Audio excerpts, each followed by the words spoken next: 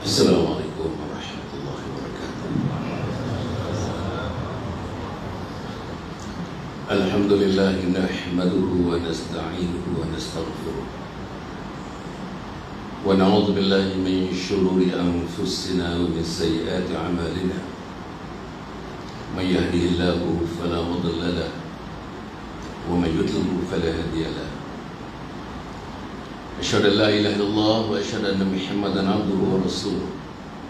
Allahumma shalli wa sallim ala hadzal nabiyil karim sayyidina Muhammadin wa ala alihi wa sahbihi ajma'in. Subhanaka la ilma lana illa ma 'allamtana innaka antal alimul hakim. Wa la hawla wa la quwwata illa billahil aliyyil azim. Qala rabbi shrah li sadri wa yassir li amri wahlul 'uqdatam min lisani yafqahu qawli.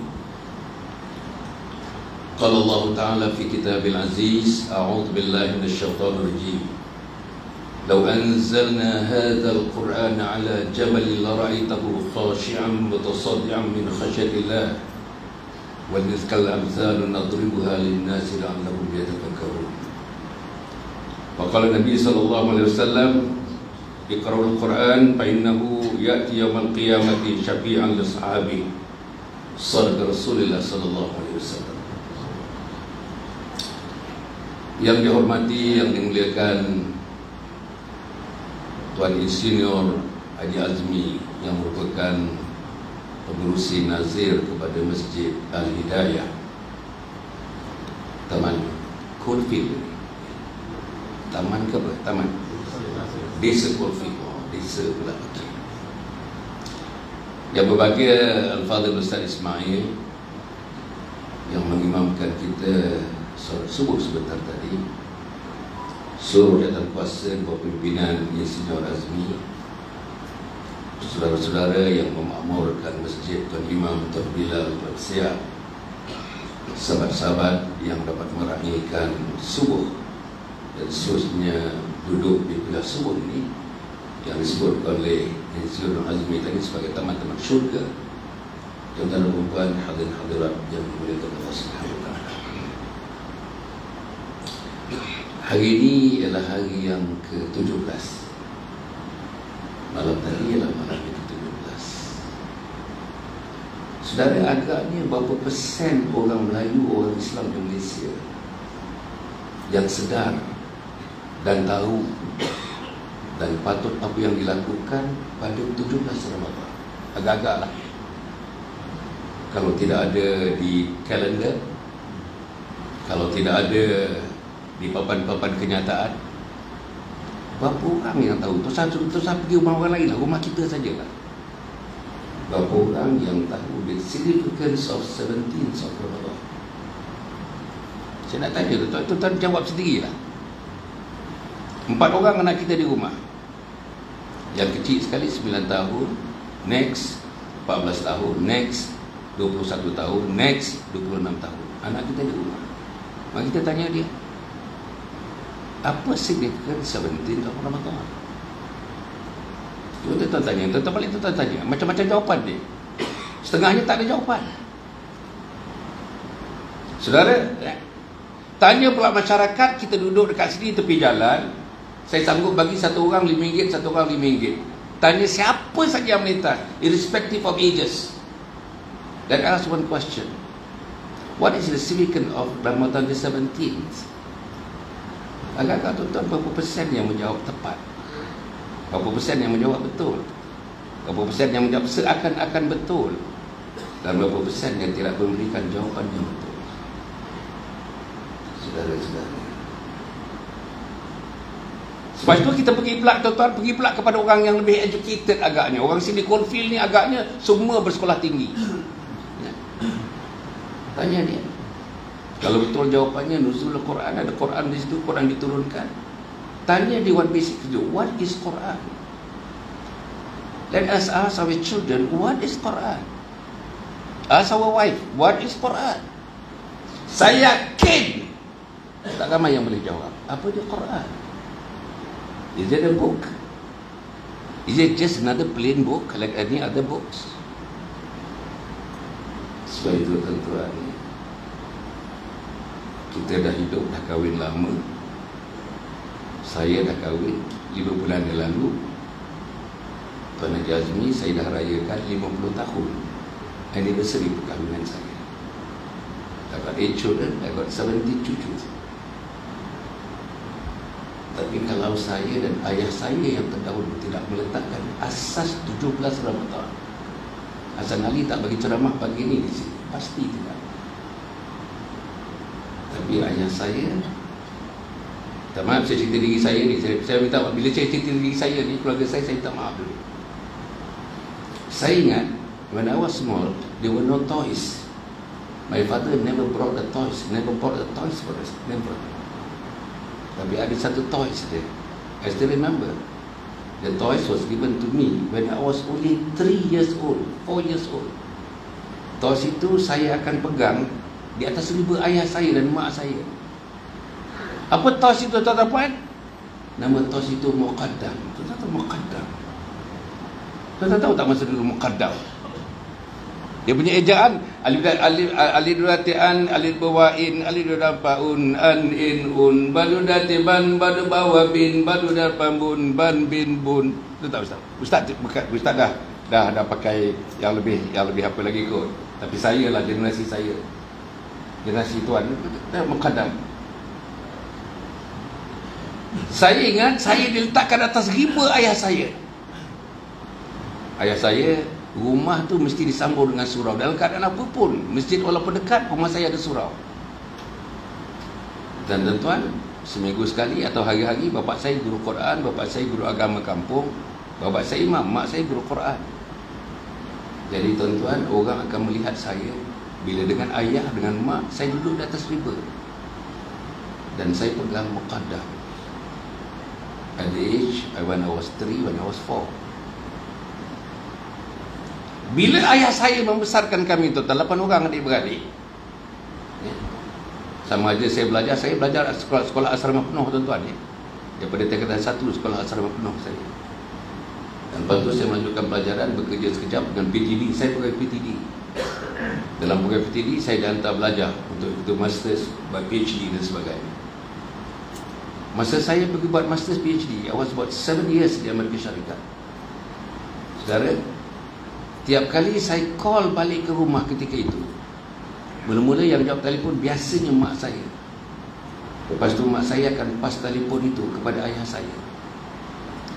Soalan yang ayah saya tanya, dia tak tahu musim sejuk ke, musim panas ke, malam ke, siang ke. Saya belajar masters di Pennsylvania, University of Pittsburgh, Pennsylvania. PhD saya University of Wisconsin Medicine. Bezanya 12 jam tuan-tuan dan puan. 12 tengah hari kat sini, 12 malam kat sana. 12 malam kat sana, 12 tengah hari kat sini. 12 hours difference. Ayah saya, mak saya bagi telefon kepada dia, dia akan telefon kepada saya. Ayah saya the one who speaks over telefon, tak pernah sebut hello, tak pernah. Terus saja dia. Nama saya kat rumah Nasir, bukan Hasan, Nasir. Sir, jauh ni daripada Amerika ke Malaysia ni. Itulah soalan yang ditanya masa saya kecil. Itulah soalan yang ditanya masa saya sekolah rendah.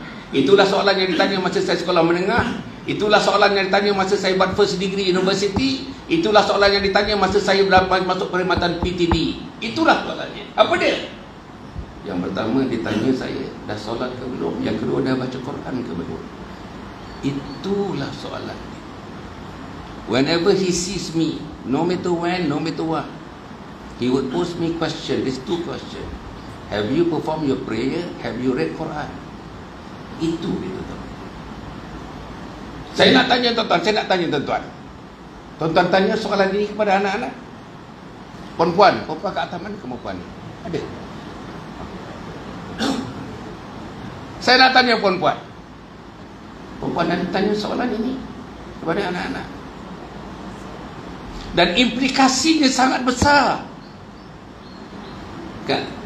Had my father not asking me such a question, the 2 basic question in our life, all the 8 children, saya tak tahu apa nak jadi kepada saya, tuan-tuan. Tuan belajar di Amerika 7 tahun, tuan-tuan puan. Kelas saya, kelas PhD tu, ada 4-5 orang, 6 orang di kelas. Dalam kelas tu mereka gogok wine, brandy, whisky dalam kelas tu. Profesor pun support juga. Tapi saudara, pasal ada Quran 7 tahun tak ada setitik masuk ke lidah saya. Tak ada setitik. Kalau saya nak ampuh diri saya ni, tapi saya nak sebutkan what Quran means to our life. Tak ada setitik. 7 tahun tengok hari-hari depan mata. Itulah Al-Quran. Saya nak cerita lagi saudara. Saya pernah jadi DO Kuala Selangor ni. Ini masuk Kuala Selangor ke ni? Saya DO Kuala Selangor, tuan-tuan. Masa tu Engineer Azmi kat mana pun saya tak tahulah. Masih alam arwah lagi ke macam apa. Ingat Ustaz Ismail belum. Ustaz Ismail umur berapa dah sekarang? 40. 40. Saya jadi DO kat sana pun tahun 78.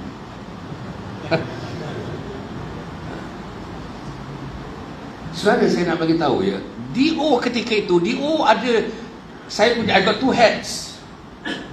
Satu menjaga tanah, menjaga daerah. Satu lagi menjaga perbandaran. Dulu tak ada perbandaran jadi pertuanya, itulah DO pun itulah. Dia satu. Apa yang saya tak boleh dapat? Kita bagi tahu saya apa yang saya tak dapat tentang tanah.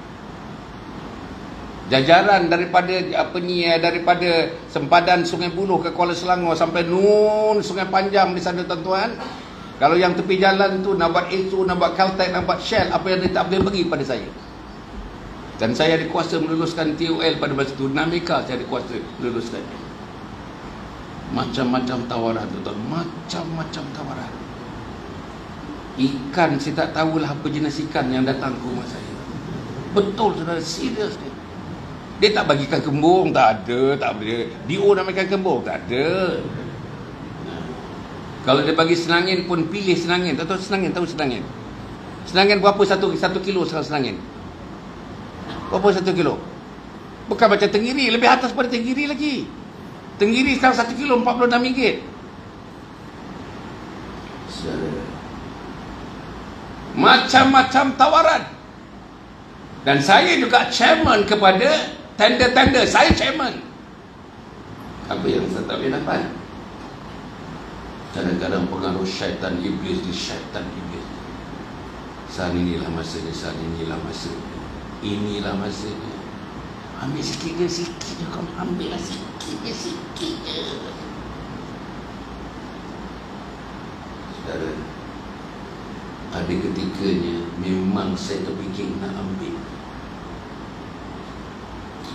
Tapi saudara-saudara, ada satu bisikan daripada dada saya. Seriously. Bisikan itu ayat Quran, perkataan Al-Quran. Masa ada decision nak ambil rasuah. Rasuah saya pandang atas pula, pandang bawah. Ada satu bisikan. Ini ayat Al-Quran. Apa bisikannya? Inni akhafullah. Aku takut kepada Allah. Tangan ni tak ambil, tuan-tuan. Tuan-tuan boleh tanya orang Kuala Selangor, orang pejabat daerah, kalau ada lagi tengok, kalau Hasan ada 1 inci tanah di Kuala Selangor. Tak ada. Itu kecil. Saya jadi exco kerajaan negeri Selangor. Tuan-tuan tahu kan saya jadi exco? Orang muda-muda dia tak tahu lah. Tak tahu. Kok exco pun dia tak tahu apa benda exco. Saya jadi exco. Apa saya jaga, tuan-tuan ni? 2 perkara yang sangat besar dan bajet yang paling besar sekali. Satu, agama. Saya jadi exco agama. Satu lagi, saya jadi exco pembangunan infrastruktur. 59% of the total budget of 2.5 billion devoted to infrastruktur. Hasan Ali yang jaga. 723 kontraktor kelas A sampai kelas F saya jaga. Satu-satu engineer ni pun dia selalu dia mesti masuk tender punya, dia consulting firm. Satu-satu tender kalau 47 juta misalnya, apa yang dia tak boleh bagi pada saya?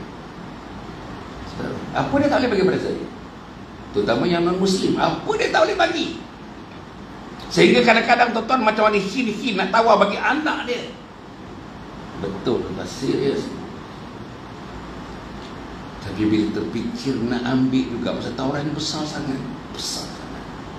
Nak ambil pun bisikan yang sama masa saya jadi pegawai daerah dulu. Inni akhafullah, aku takut kepada Allah. Tangan kita ambil, kata. Tangan kita ambil. Kalau semualah daripada atas sampai ke bawah di Malaysia ni terbisik, terdengar bisikan paling tidak untuk dirinya, ini akhafullah, tak ada orang miskin di Malaysia. Tak ada orang fakir miskin. Tak ada fakir miskin di Malaysia. Betul, serius tuan. Malaysia ni, pada saya, selain daripada Mekah dan Madinah, dua spot tu, Mekah dan Madinah, this is the only blessed land. Blessed. Kata blessed pun tak apa, blessed. Apa yang tak ada di Malaysia ni? Allah bagilah saya, Tuan Azmi, melawat dunia ni. Tentang macam mana Allah bagi saya peluang. 3 kali saya melawat dunia. Saya dah pergi semua kontinen, saya dah pergi semua benua. Tuan-tuan namakan benua apa?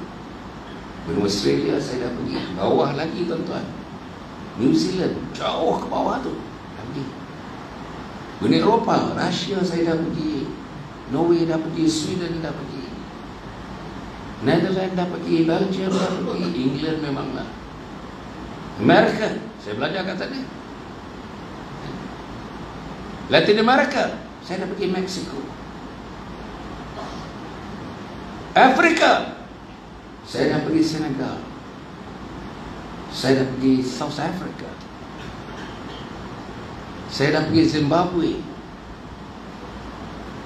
Okey, tapi saya nak bagi tahu,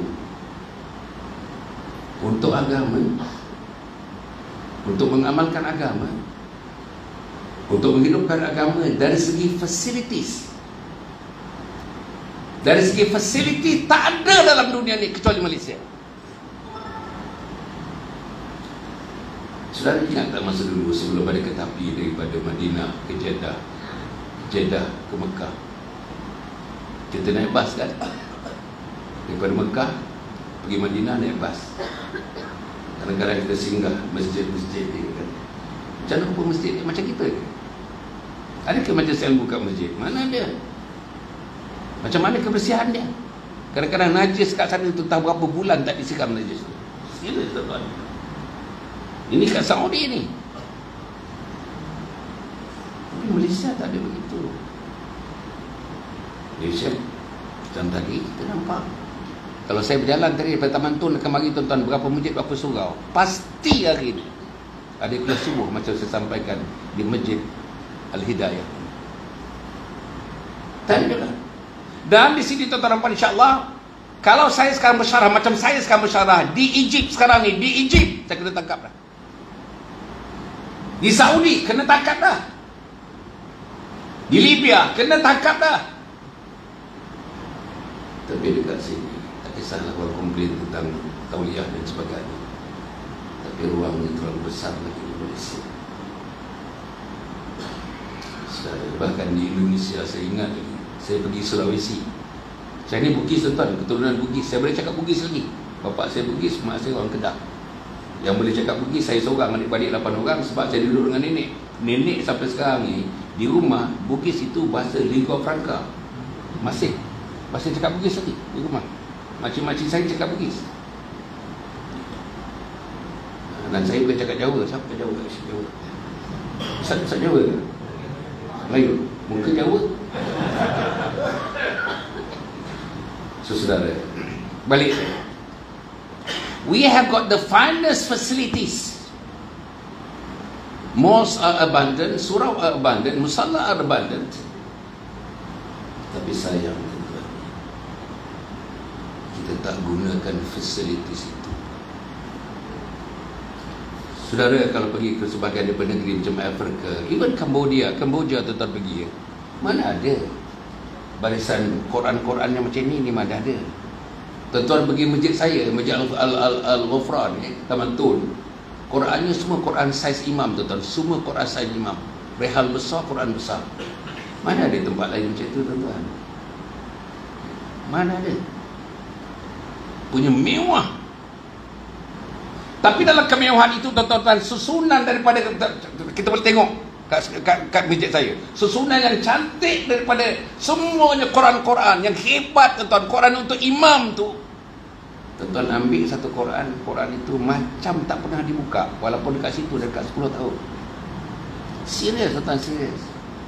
Berapa orang yang datang sini buka Quran?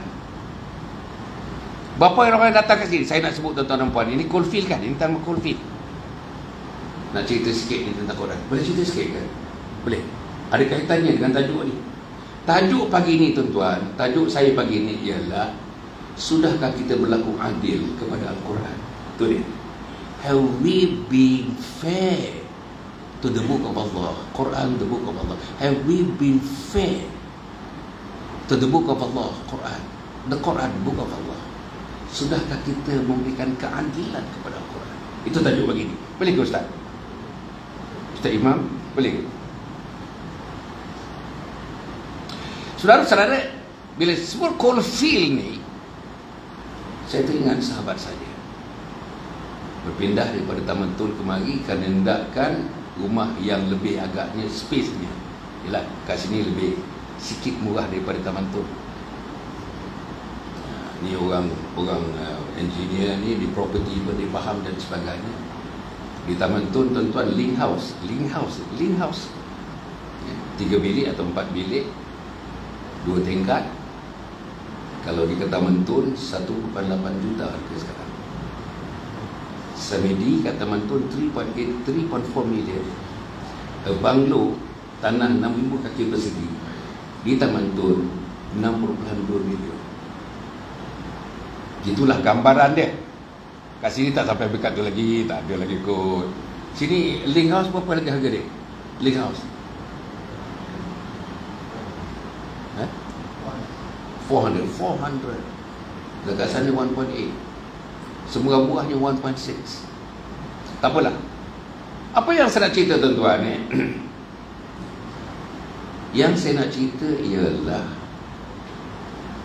di Taman Tun saya dah bersama berkenal lama dengan seorang manusia. Pasal bagus saya sebut nama dia. Nama dia Haji Zakaria Osman. Daripada Taman Tun dia berpindah ke Coalfield. Dia ada 8 orang anak. Tak salah saya 4 profesor penuh. Di Jeddah, di Riyadh, di UAE. Salah seorang anak dia menjadi financial controller kepada MNC. MNC ni multinational corporation. Di satu tempat di timur, satu pulau besar di timur Afrika. Apa nama pulaunya tuan? Satu pulau besar di timur Afrika. Apa? Cikgu mana cikgu? Cikgu geografi. Apa nama? Pulau Madagaskar. Kan?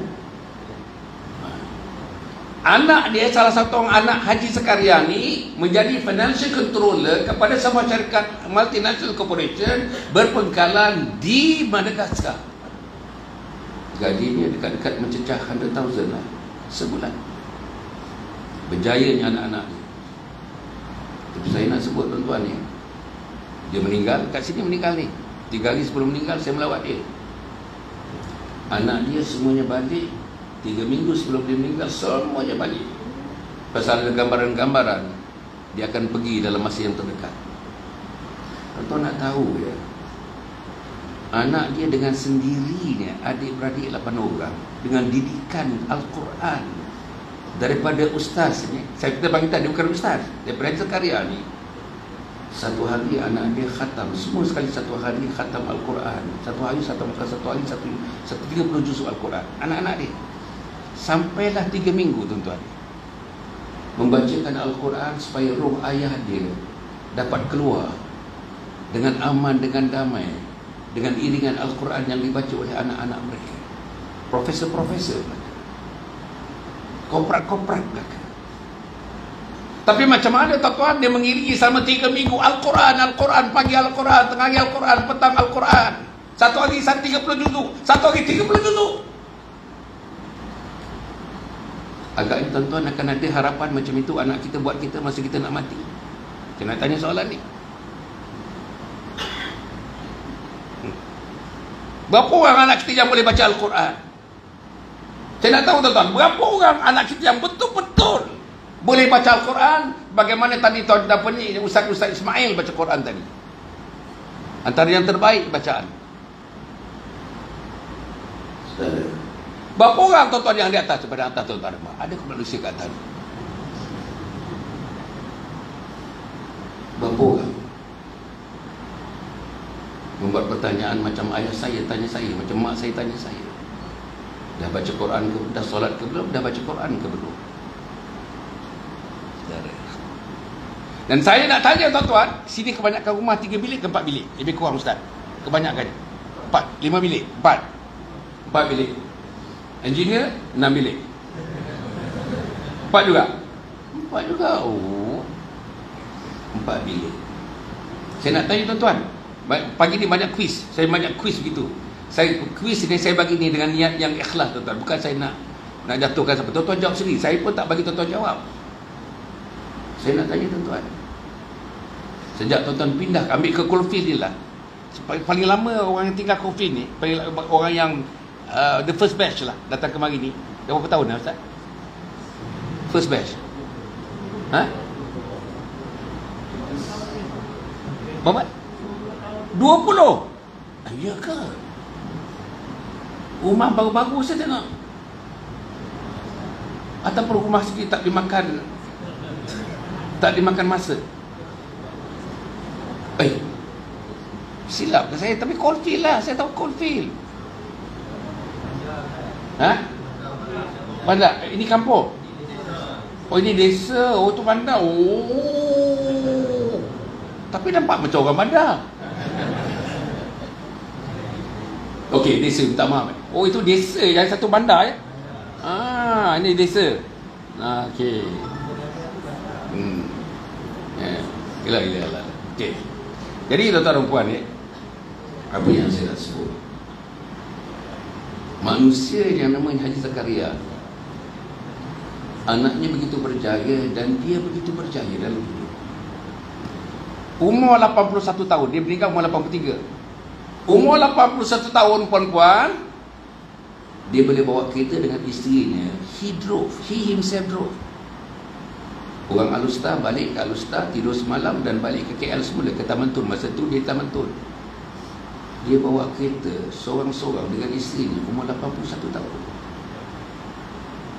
Mata tak payah pakai cermin mata, gigi all intact. Dengar cerita tak pernah masuk hospital. Saudara, anak semua berjaya, keluarganya keluarga yang tunduk kepada Allah. Al-Quran itu memang jadi tuan-tuan, kalau misalnya rumah anaknya ada 5 bilik, pagi-pagi mesti terdengar. Bilik nombor 1 terdengar bacaan Al-Quran. Bilik nombor 1 pada 4 bilik dekat sini, tuan-tuan baca Quran. Tuan-tuan terdengar bacaan Al-Quran daripada anak-anak kita. Bilik nombor 2 mesti terdengar bacaan Al-Quran selepas subuh, sebelum mereka pergi kerja, tuan-tuan dengar bacaan Al-Quran. Bilik yang keempat ialah the master bedroom. Siapa master bedroom? Tuan-tuan sendiri dan isteri tuan-tuan. Tuan-tuan dengar bacaan Al-Quran. Kalau jawapannya tidak, Quran akan tinggalkan saudara di dunia, Quran akan tinggalkan saudara di akhirat. Serius, tuan-tuan, serius. Saya datang nak buat mesej inilah sebenarnya tuan-tuan. Tuan-tuan nak terima pun inilah mesejnya, tuan-tuan tak nak terima pun inilah mesej. Serius. Saudara-saudara, tadi cerita tu Haji Zakaria tu, pasal apa dia ada baca tu? Anak berjaya, dia sendiri hebat, kesihatannya hebat, semuanya hebat. Jalan tuan-tuan, he is small build, very small build. Jalan laju, titik, laju. Umur 83 tahun, dia meninggal 83 tahun. Saya pernah tanya dia. Dia bukan ustaz, tadi saya panggil Pak Ya. Pak Ya, macam mana nak Pak Ya 8 orang semuanya berjaya ya? Kalau total pendapatan 88 orang anak, kalau yang Saudi tu gaji 20,000 tuan-tuan satu orang, ada 4 dekat sana termasuk UAE, 20 kali 4 80,000 tuan-tuan ni. Betul, serius, 80,000. Profesor Madia, tuan profesor tak kata 20,000 di Saudi. Dekat sini pun dekat 20,000. Bayang, anak dia yang menjadi financial controller di Madagaskar, gaji dekat 70,000 a month. Saya tanya dia, macam mana anak-anak ni boleh berjaya ni Pak Ya? Macam mana ni? Saya cemburu tengok anak Pak Ya ni. Anak saya pun berjaya, selepas-lepas masuk universiti anak saya. Tapi anak dia lebih hebat lagi. Apa dia jawab? Pendek aja dia jawab, Quran San. San tu saya lah, Quran San.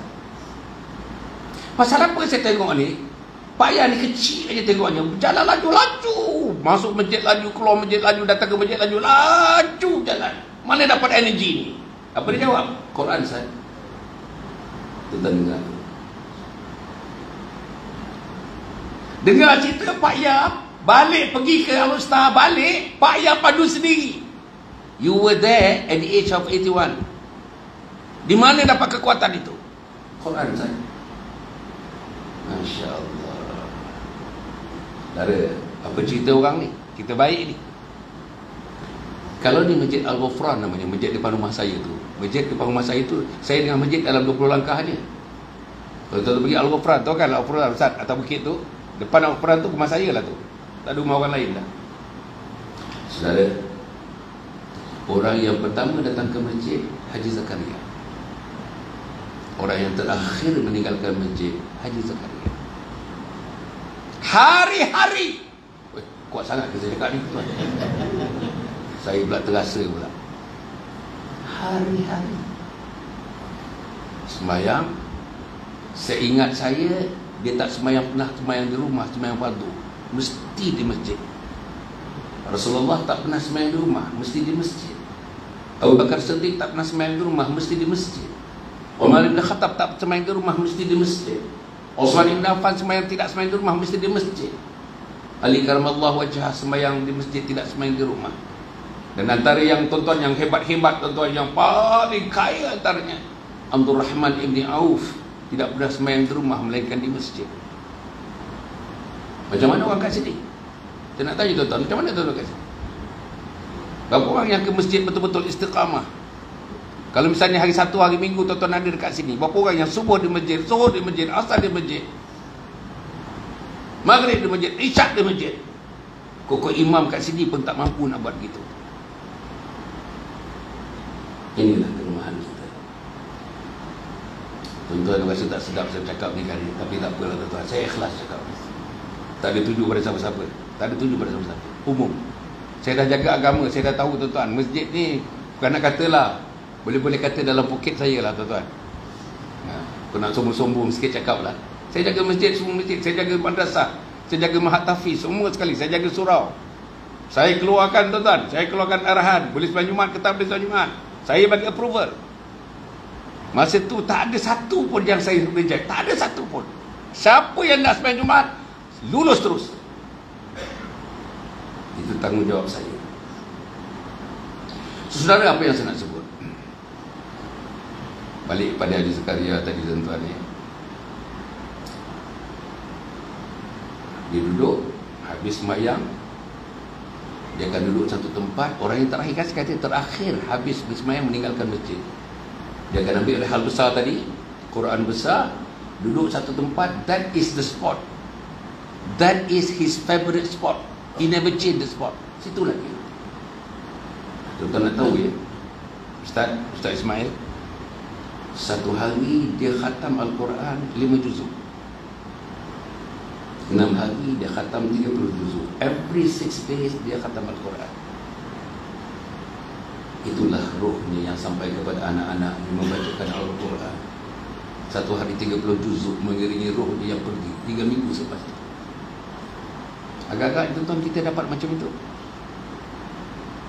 Agak-agak kita dapat macam itu. Sebab itu tuan-tuan, saya nak ulang, tuan-tuan tinggalkan Al-Quran. Di dunia Al-Quran tinggalkan Tuhan. Tapi yang tak dapat dipisahkan, yang tak dapat difikirkan, macam mana Al-Quran tinggalkan kita di alam mahsyar.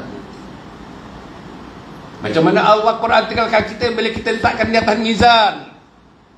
Macam mana Al-Quran tinggalkan kita bila kita beli titian sirat. Saudara-saudara,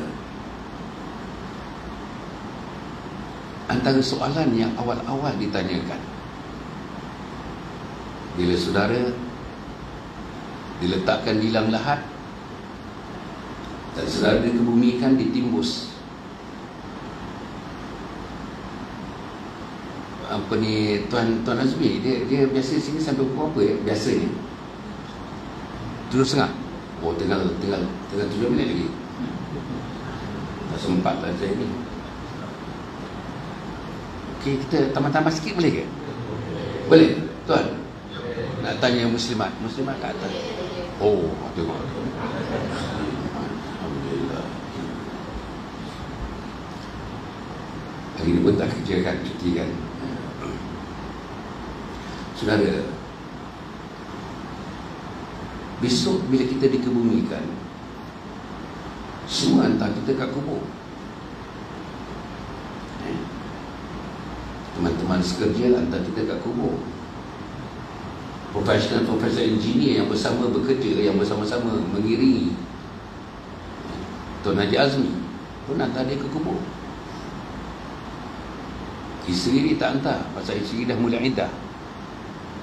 Ini pun satu tuan, saya tengok macam mana isteri-isteri akan sampai ke kubur, dekat dengan kubur, nyeram pula lagi.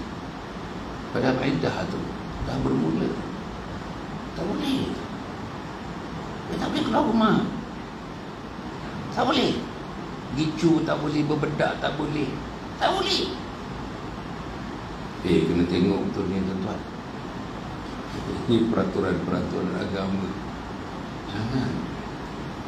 Jangan. Okey, balik. Bila tuan-tuan sudah berada di alam barzakh, sudah dikebumikan, semua orang balik. Anak yang kita sayang sekali biasanya anak bongsu lah. Bukan sayang macam mana pun, maknanya anak yang ditimang. Saya ingat lagi anak bongsu saya tuan-tuan, umur 4 tahun tu macam saya boleh timang-timang lagi dia. Ini sayang. Dia pun tak tunggu kubur, dia balik je lah. Dia balik.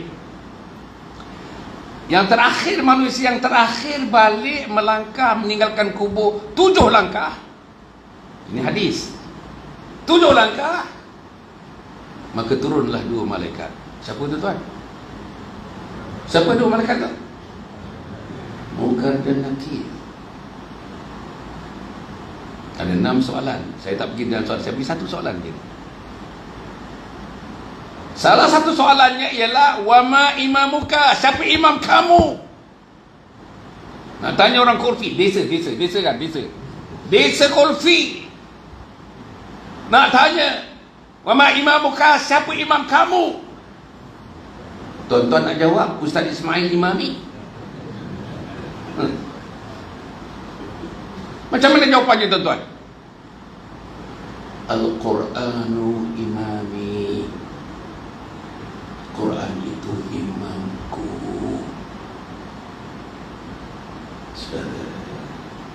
Al-Quranu imami. Quran itu imamku.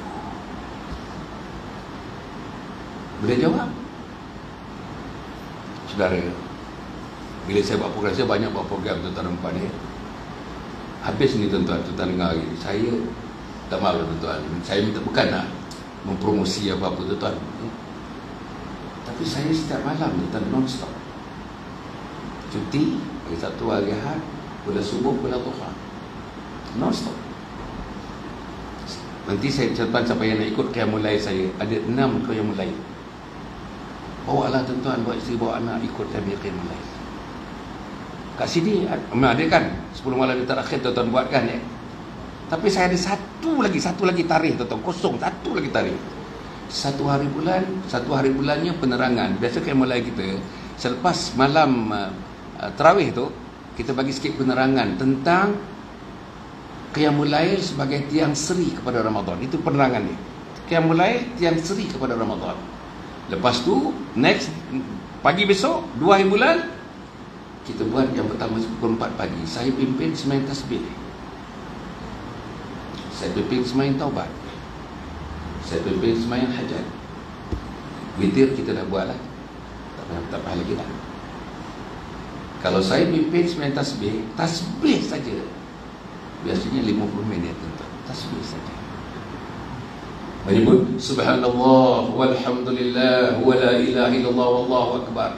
Antara solat tu tuan-tuan puan, pukul 4 pagi, 4.30 pagi, 4 suku, 4.30, 4.20, pukul 5. La ilaha illallah, la ilaha illallah, la ilaha illallah, Muhammadur Rasulullah. Tuan-tuan cuba bayangkan pukul 4 tuan-tuan. Zikir macam itu. Ya Allah, ya Allah, ya Allah, ya Allah, ya Allah, ya Allah, ya Allah, ya Allah. Bayang tuan-tuan, pukul 4.30 pagi.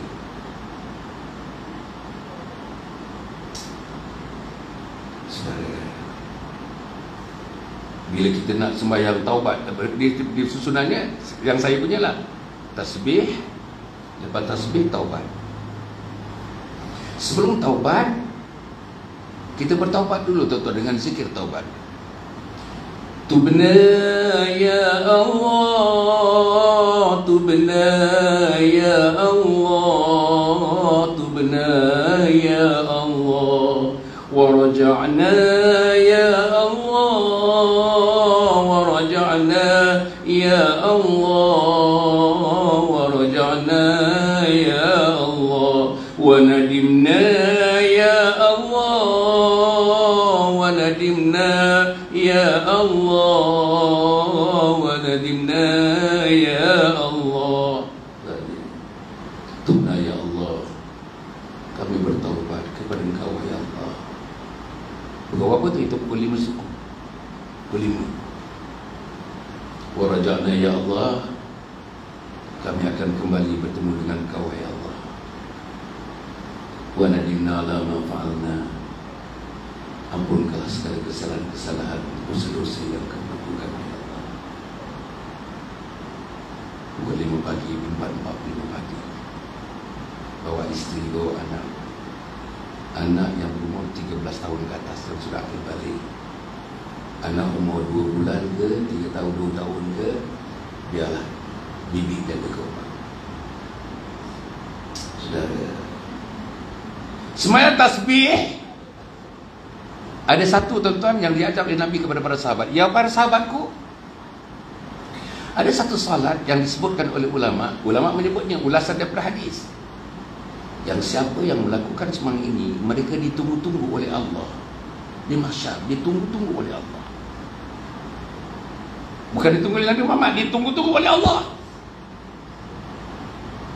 Sembahyangnya, sahabat tak sabar-sabar tu, so anxious. And sahabat ask Nabi Muhammad, solat apakah ya Rasulullah? Rasulullah kata, kalau boleh solat ini setiap malam buat sekali. Kalau tak boleh, seminggu sekali. Kalau tak boleh, apa? Sebulan sekali. Kalau tak boleh, setahun sekali. Kalau tak boleh, seumur hidup sekali.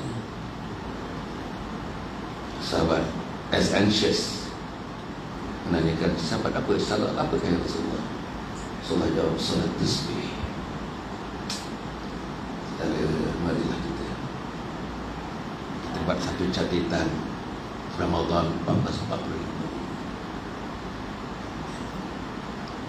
Saudara-saudara yang saya muliakan sekalian, bila kita sembahyang taubat pula tuan-tuan, ada 4 kategori dosa. Dan dalam sujud kita agak lama sikit daripada biasa. Kita hamburkan dalam hati, tidak disebut dengan perkataan. Dosa kepada Allah, dosa kepada Rasul, dosa kepada mak dan ayah dalam konteks saya.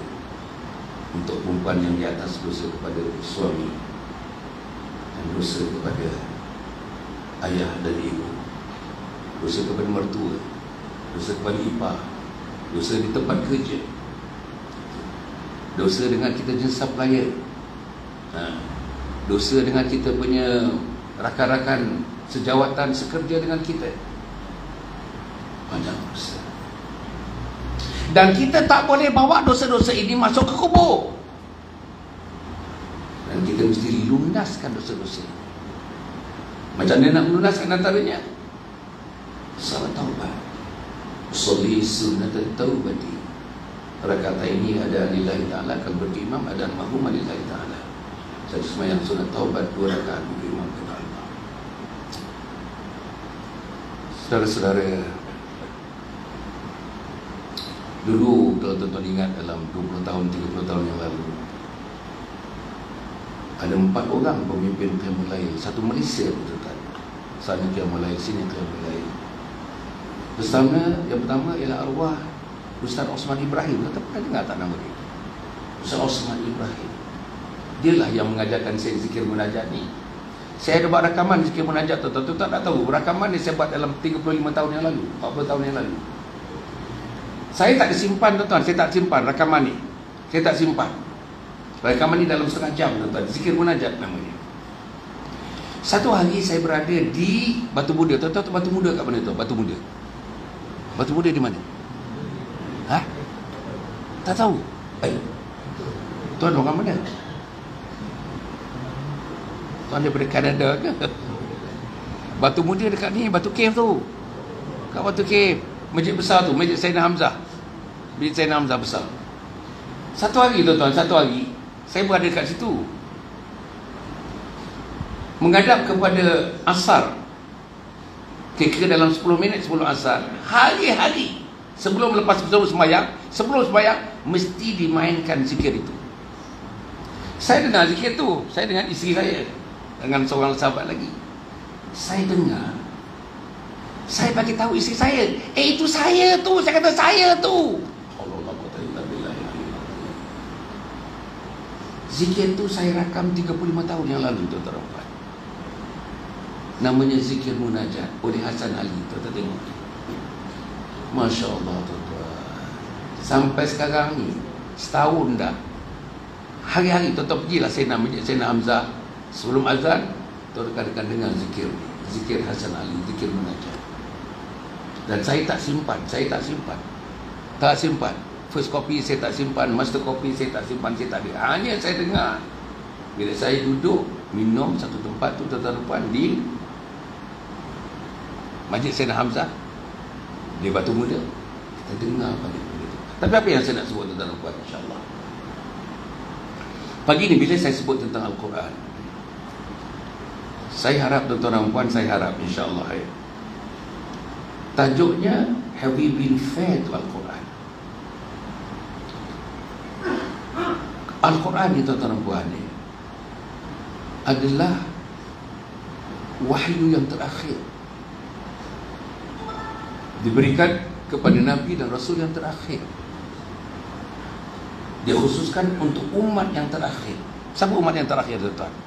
Kita ni umat yang terakhir. Dan tuan-tuan dan puan ya, tuan-tuan baca kitab, bila Al-Quran ni diturunkan, tuan-tuan, kitab-kitab yang lain, hatta kitab-kitab samawi, sudah dilengkapkan, dan seolah-olah kitab itu tidak berfungsi sebab dilengkapkan oleh Al-Quran. Segala suhuf ni ialah tuan-tuan rangkaian-rangkaian daripada kitab-kitab kecil yang diturunkan kepada para Nabi dulu, sampailah kepada Zabur, Taurat dan Injil dan Al-Quran. Al-Quran, saudara-saudara, Al-Quran menghabiskan, Al-Quran melangsaikan. Al-Quran tuan-tuan adalah wahyu yang cover semua sekali itu, daripada Adam sampai Nabi Muhammad, seluruhnya tuan-tuan dikonklusikan oleh Al-Quran. Dan kebetulan tuan-tuan, kitab ini saudara diserahkan, diberi kepada Hasan Ali, kepada Ustaz Ismail, kepada Insinyur Azmi, kepada teman-teman ni di Sekolfield ini, diberi kepada kita tuan-tuan, kepada Tuhan, kepada saya. Wahyu yang terakhir, kitab yang terakhir, yang paling komplit. Disebut Bismillahirrahmanirrahim, Al-yawma akmaltu lakum dinakum wa atmamtu alaikum ni'mati wa raditu lakumul Islam dina. Hari ini telah kusempurnakan agama kamu. Quran sempurna. telah kusempurnakan nikmat-nikmat yang kuberikan kepada kamu. Telah kuredhakan Islam ini menjadi pegangan agama pegangan kamu. Al-Quran. Saudara, saya tadi katakan tuan-tuan, punya hebatnya Al-Quran. Daripada 6 soalan saudara-saudara mesti menjawab di kubur nanti. Saudara mesti jawab. Saudara nak jawab pun kena jawab, tak nak jawab pun kena jawab. Tadi saya sebut, wa ma imamuka, siapa imam kamu? Mestilah jawab Al-Quranu imami. Dan saya nak bagi tahu, diri saya nak bagi tahu tuan-tuan, boleh tak kita mati tanpa Al-Quran? Boleh tak kita mati jahil Al-Quran? Boleh tak kita mati tak boleh baca Al-Quran? Boleh tak kita mati tak pernah khatam Al-Quran? Tuan-tuan, saya nak sebut begini.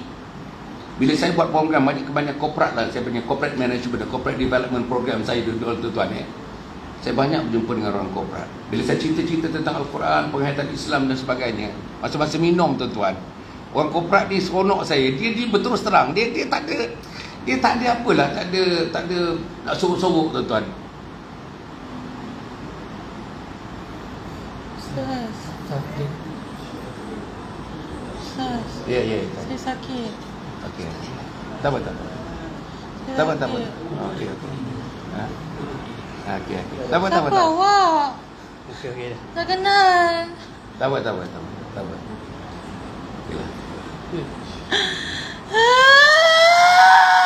Okey. Alah. Okey. Ustaz. Okey.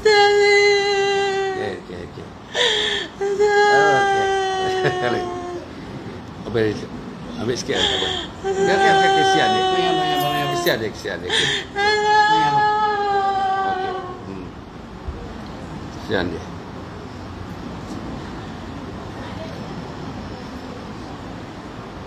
InsyaAllah tuan-tuan, insyaAllah ini kita doalah tuan-tuan. Doa di hari nuzul Al-Quran untuk anak kita, untuk adik kita. Saya gambarkan macam mana ibu dan ayah berkorban tuan-tuan, masa berkorban segala-galanya untuk memulihkan seorang insan seperti ini. I can understand how difficult it is. Tapi kita doakan mudah-mudahan Allah memberikan kekuatan kepada dia, kekuatan kepada dia dan kepada keluarganya, kepada ibu dan ayah yang penting. Dan kita terus berdoakan supaya anak ini insyaAllah akan mendapat rahmat limpahan daripada 17 Ramadan sesuai dengan turun Al-Quran. So, saya nak menghabiskan sikit ni tuan-tuan dan puan. Supaya kita berlaku adil kepada Al-Quran. Question nanti, have we been fair to Al-Quran? Supaya kita berlaku adil kepada Al-Quran. Saya nak cadangkan tuan-tuan dan puan ada 5 perkara yang tuan-tuan mesti buat, yang Hasan Hati mesti buat. Kalau tidak, tuan-tuan tidak adil kepada Al-Quran. Dan bila tidak adil Al-Quran, saya katakan tadi, tuan-tuan tinggalkan Al-Quran di dunia, Quran tinggalkan tuan-tuan di dunia, dan tuan-tuan Al-Quran akan tinggalkan tuan-tuan di akhirat nanti. Tuan-tuan ditinggalkan di akhirat nanti insyaAllah.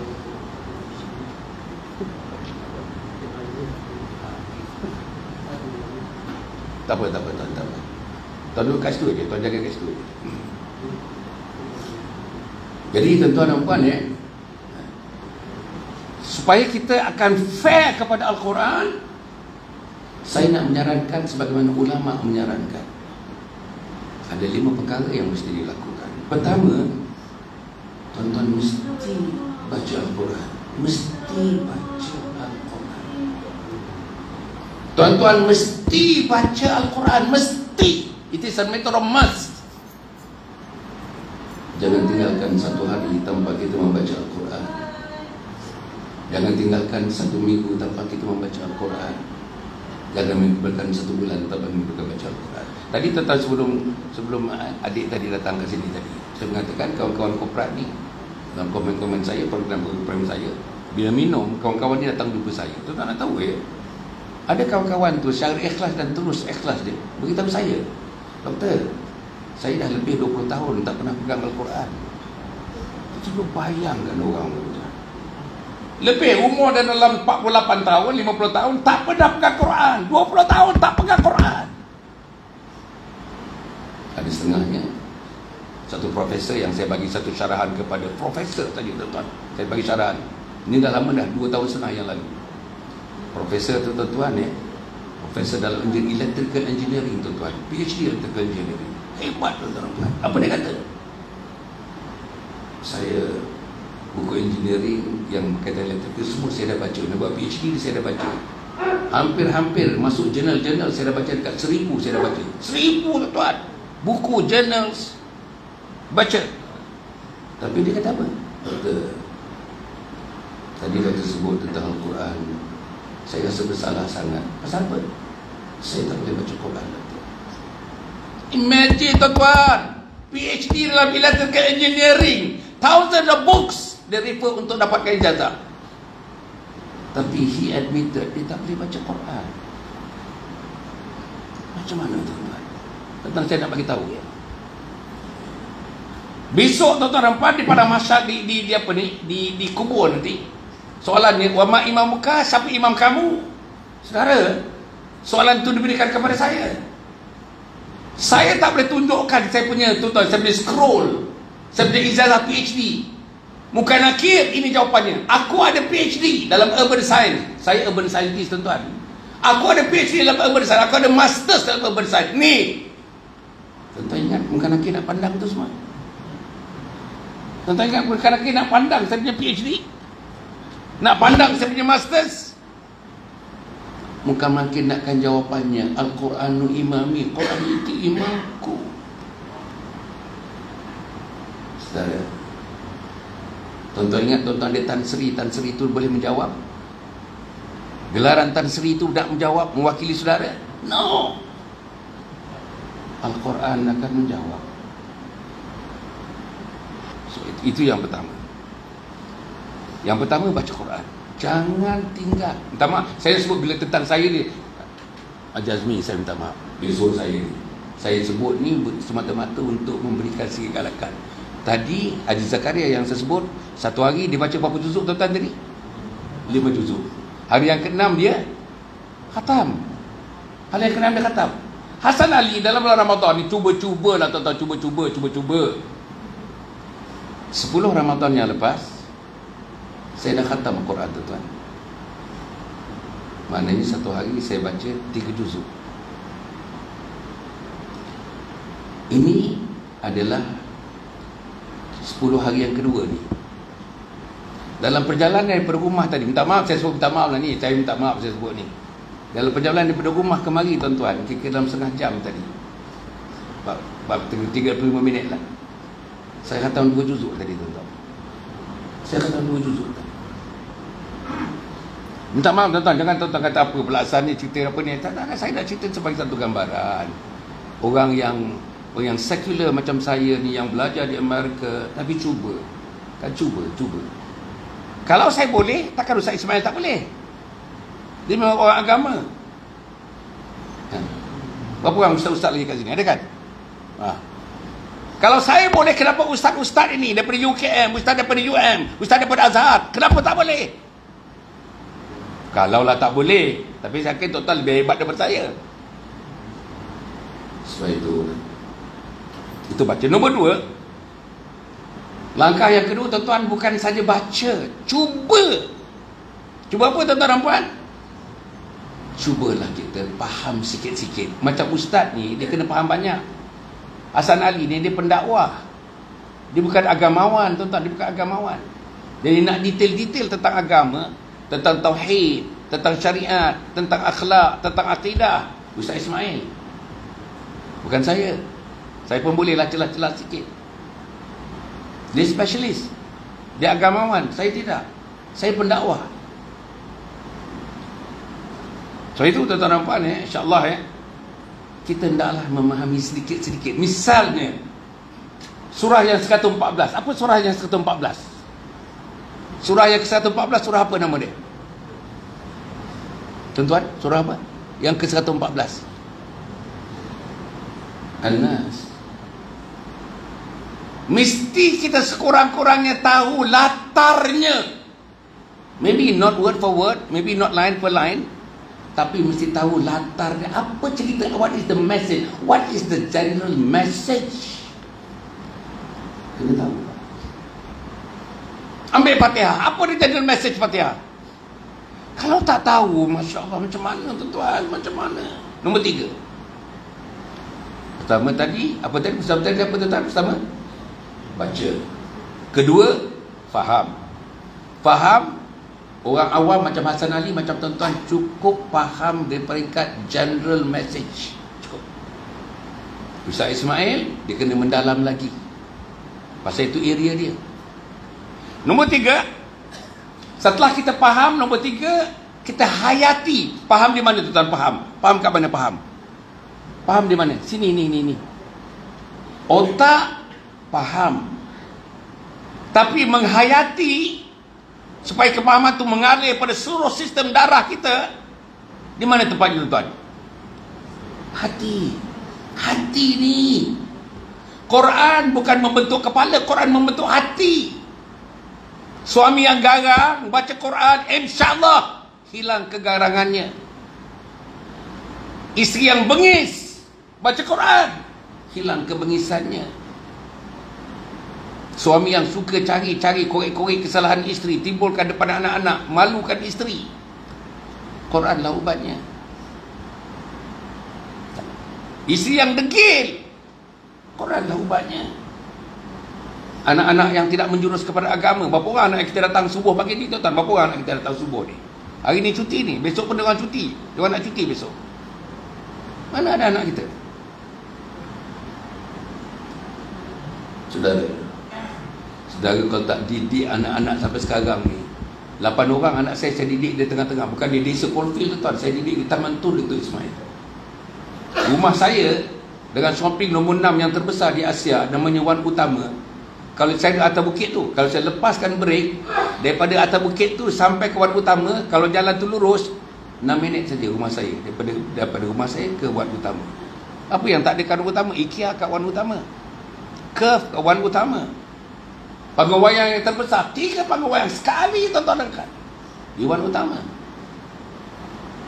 Tapi saya cuba didik anak saya dengan Quran. Minta maaf tuan-tuan ni, 8 orang. Saya minta maaf ni, saya minta maaf. Yang tua sekali anak saya 50 tahun umurnya, lebih tua daripada ustaz. Perempuan, senior lawyer. Tapi tuan-tuan, pasal agama, pasal Quran, minta maaf saya minta maaf, banyak kali saya minta maaf. Saya dan isteri belum lagi menghadapi apa masalah tentang anak-anak dan cucu-cucu. Tak ada masalah. Sebab saya bagi Al-Quran kepada mereka. Semua boleh baca Quran dengan baik, semua boleh jadi imam. Betul tuan-tuan, serius.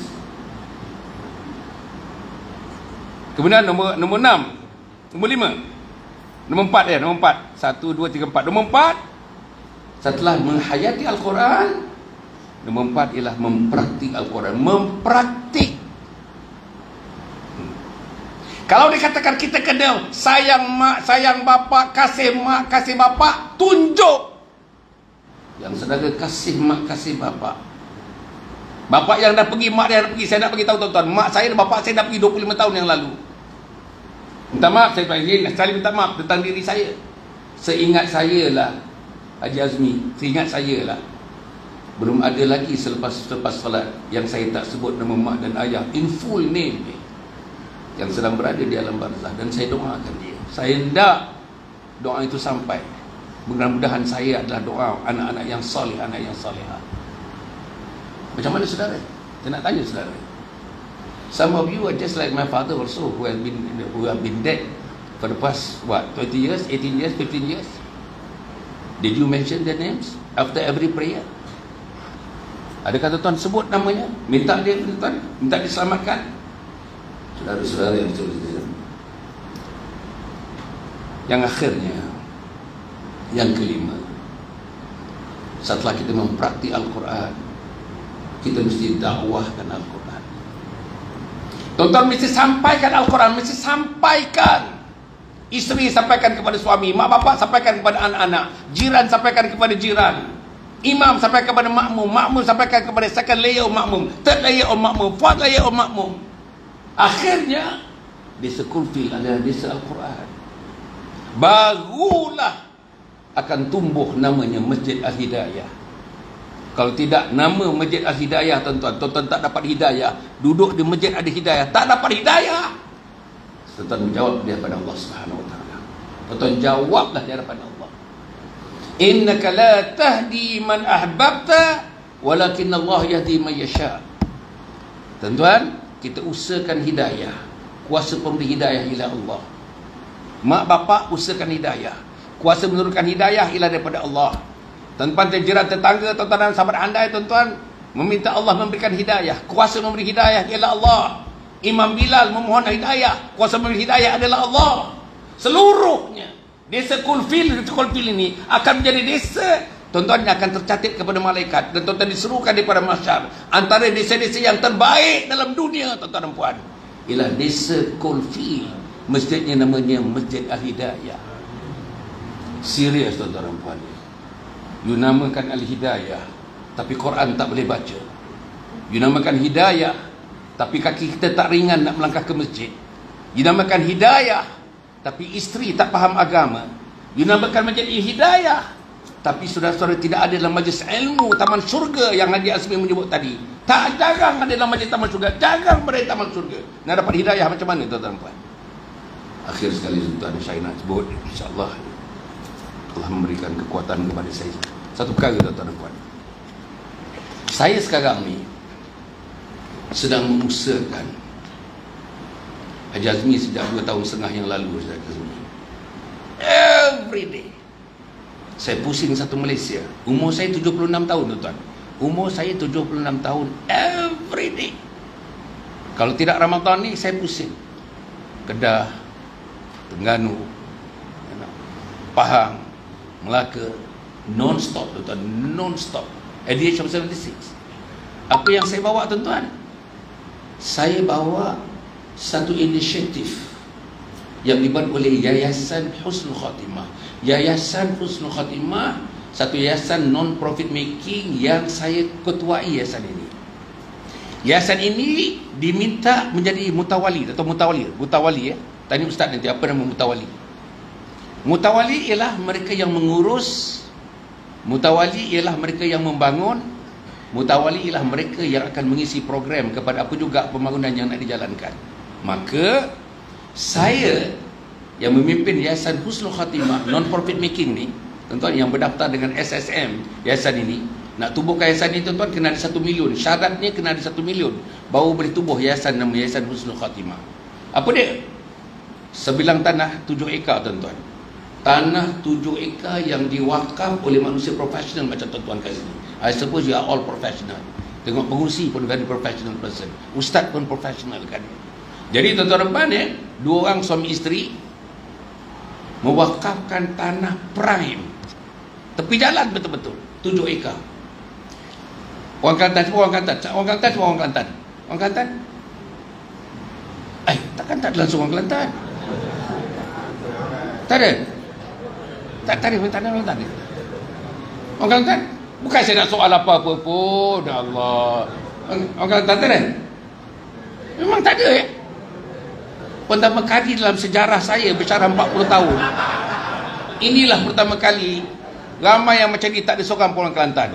Kalau saya pergi Putrajaya, tuan-tuan, daripada 10 orang kat Putrajaya itu 5 orang Kelantan, tuan-tuan. Putrajaya. Saya keluar 4 bulan kat sana, tuan, dakwah 4 bulan di Putrajaya. So, saudara, apa yang saya nak sebut? Kelantan ya? Ha? Macam mana? Ada orang?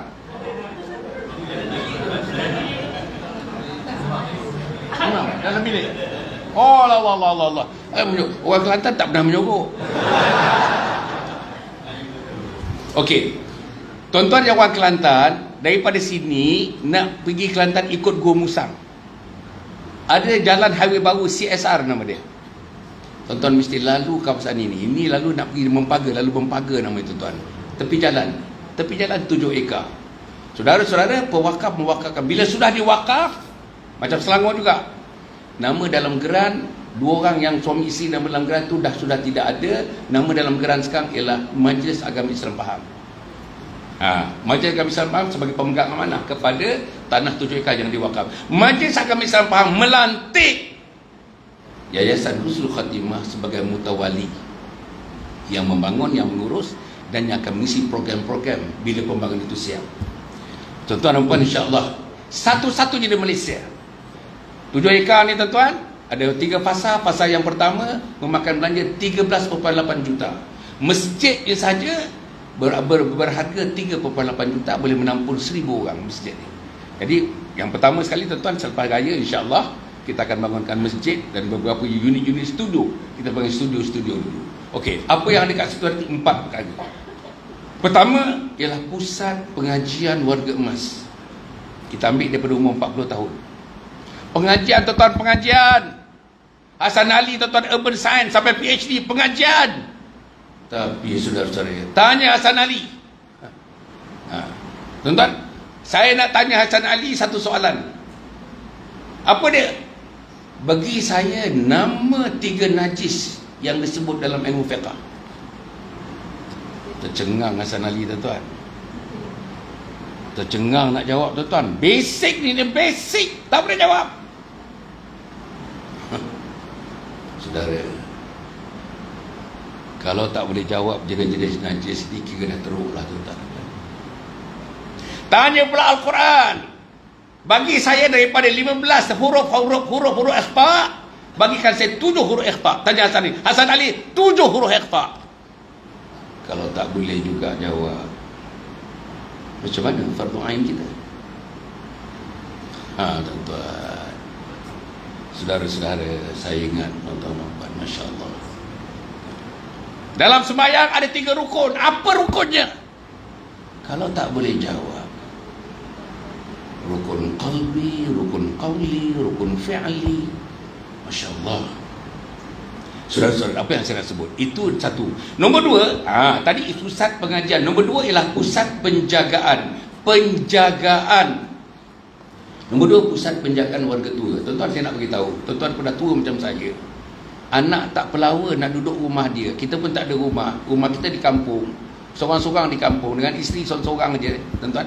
Nak duduk dengan anak, anak tak pelawa. Anak pelawa, menantu tak kata apa-apa. Jangan pergi rumah dia, tuan. Pagi-pagi tuan-tuan akan nangis, isteri akan nangis. Ambil hujung-hujung curtain tu, lap air mata. Jangan, tuan-tuan. Datang ke tempat ni. Datang ke tempat ni. Habiskan umur di tempat ini. Nombor 3, program yang ketiga ialah tuan-tuan, kursus 5 modul, 1 modul 1 minggu.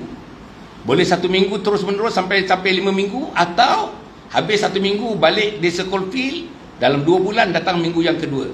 Balik ke Circle Field, dalam 2 bulan datang minggu yang ketiga, sampailah minggu yang kelima. Apa tajuk khusus dia? Dalam dunia tidak pernah ada orang buat khusus ini. Tak ada di Egypt, tak ada di Saudi, tak ada di Morocco, tak ada, tuan-tuan. Apa nama khususnya? Mati mengucap la ilaha illallah modul 1. Mati mengucap la ilaha illallah modul 2. Mati mengucap la ilaha illallah modul 3. Mati mengucap la ilaha illallah modul 4. Dan mati mengucap la ilaha illallah modul 5. Ya Allah. Nombor 4 tuan-tuan dan puan, kita akan ulas buku ini untuk anak-anak ni, tuan-tuan. Saya tulis khas buku ni, tuan-tuan. Perempuan saya dah tulis 43 buku, tuan-tuan. Hasan Ali dah tulis 43 buku. Ini buku yang terakhir, 43. Program yang keempat di Anjung Husnul Khatimah ialah khidmati ayah bonda hingga akhir hayat. Tuan-tuan, tajuk ni, khidmati ayah bonda hingga akhir hayat. Tuan-tuan tanya, perlu tak anak kita ikut kursus ini? Khidmati ayah bonda hingga akhir hayat. Dalam buku ni, tuan-tuan, ada satu chapter anak derhaka. Satu chapter anak derhaka. Tiap-tiap malam sebelum tidur, 3-4 orang anak, jangan tidur dulu, mak dan ayah ambil buku ni, baca anak derhaka. Ambil masa jangan banyak, 2 minit setengah sebelum tidur. Tiap orang baca anak yang lain dengar, anak yang kedua baca, yang lain dengar, sampai habislah nanti bab mengenai anak derhaka. Dan minta anak kita ni baca buku ni yang umur 13 tahun ke atas, daripada kulit ke kulit.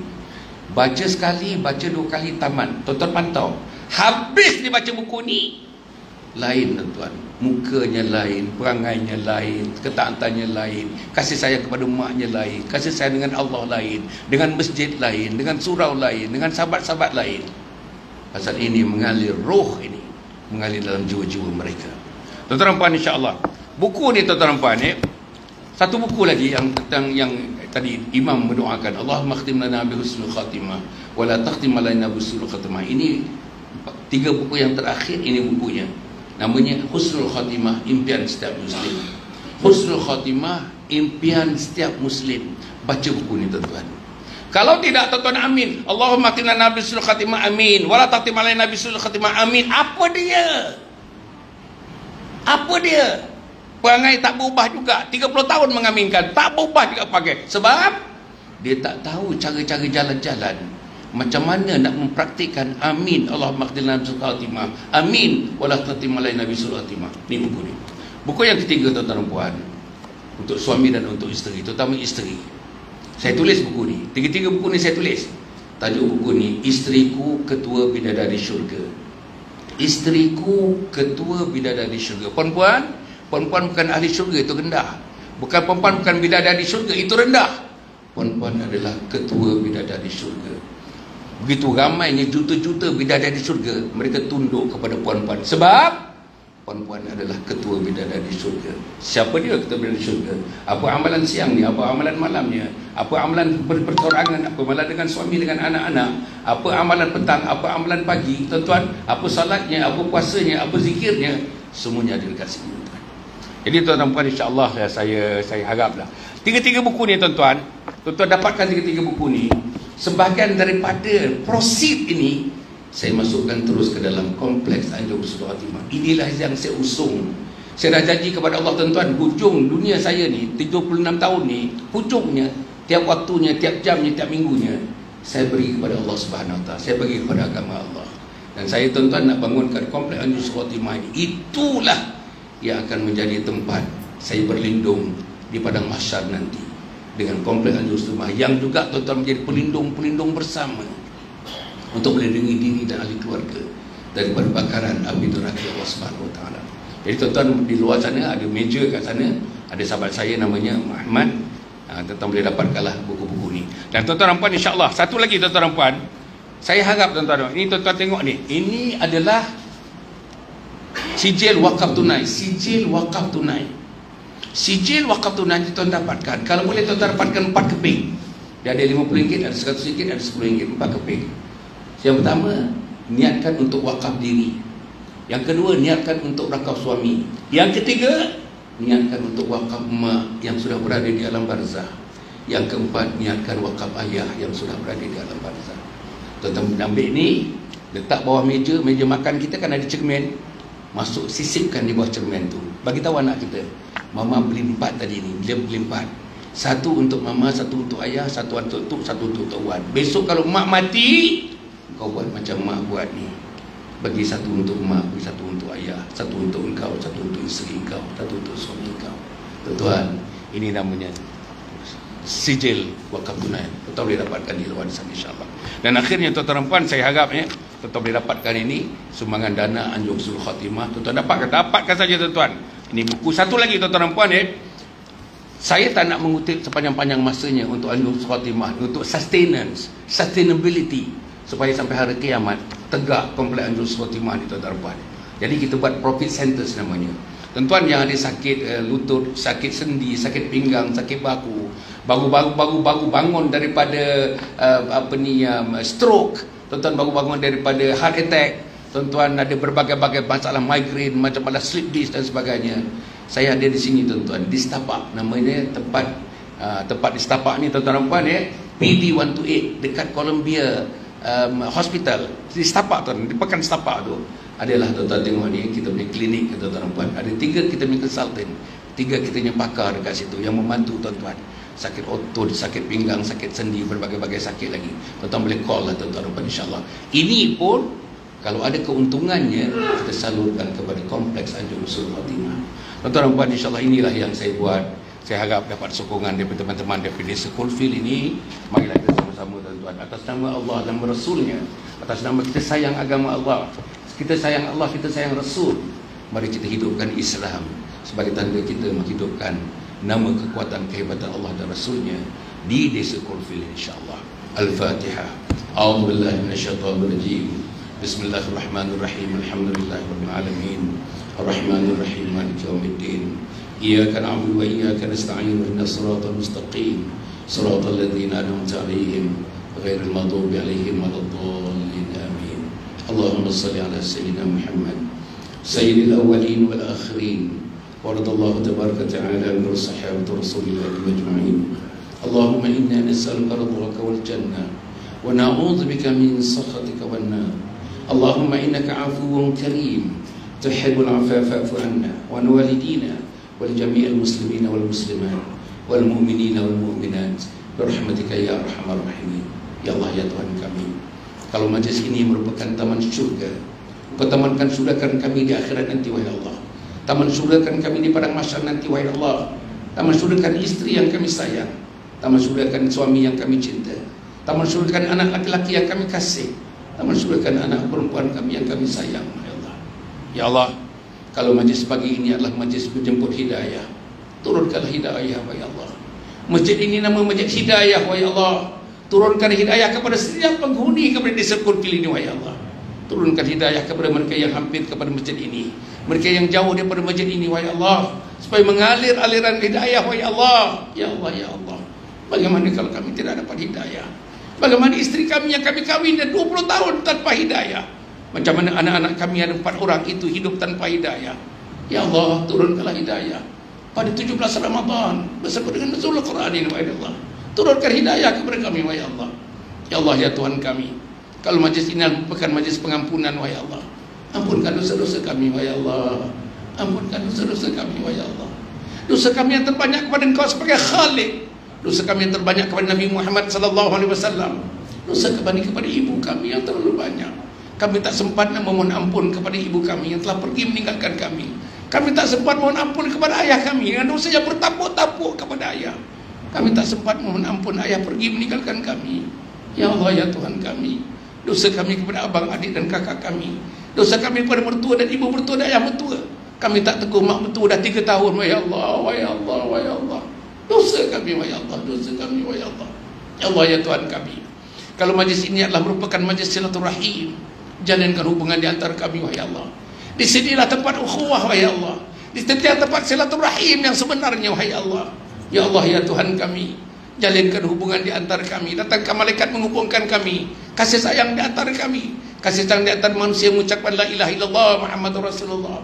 Ya Allah, ya Tuhan kami, kalau majlis ini macam untuk memanggil teman-teman untuk datang ke rumah Engkau. Ini rumah Engkau, wahai Allah. Masjid Al-Hidayah ini rumah Engkau, wahai Allah. Kami ingin memakmurkan rumah Engkau. Kami nak tunjukkan di akhirat nanti kami ada berperanan memakmurkan rumah Engkau, wahai Allah.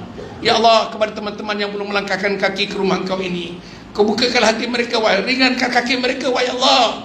Bukalah pintu dan minda mereka untuk mereka mengabdikan diri, mengakhiri dan menghampiri rumah Engkau ini, wahai Allah. Akhirnya, wahai Allah, matikan kami dalam Islam, wahai Allah. Matikan kami dalam iman, wahai Allah.